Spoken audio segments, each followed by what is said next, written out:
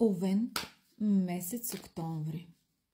Да попитаме Таро, какво идва за овните през октомври. Това е ежемесечната Таро прогноза, която правя за всички зодии. Започвам, разбира се, с зодия Овен. Да видим какво идва към овните през месец октомври. Баланс.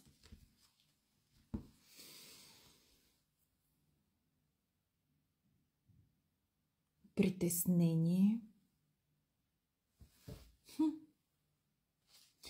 Марс влиза в Скорпион, вашия управител. Може би дава известно напрежение от Скорпиона, но... Добре, да видим. Аз си сложих овни вашата гривничка. Само да ви я покажа преди да почна четенето, така че съм във вашата енергия в момента. Има червен огнен яспис. Аз съм ви я показвала, мисля, че още на тароскопа, който правих през септември. Овни, червения огнен яспис, този камък, който го виждате между розовия турмалин, е много важен за овена. Това е като енергия особено силна връзка има с зодия Овен, защото носи енергията на огъня, жизнената сила и действието.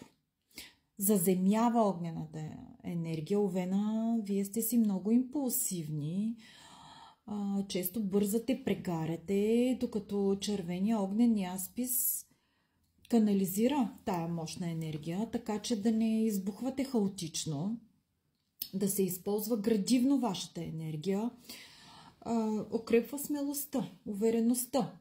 Вие сте си по природа лидери, ето го мъжкия вариант. Повишава физическата енергия и издръжливост на овена. Вижте какви големи камъни има. Тук плюс гранат.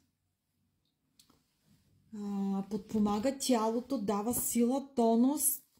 Много е подходяща гривната за един активен овен. Да видим обаче дали аз ще стана сега активна с вашата гривна. Да видим какво идва тук.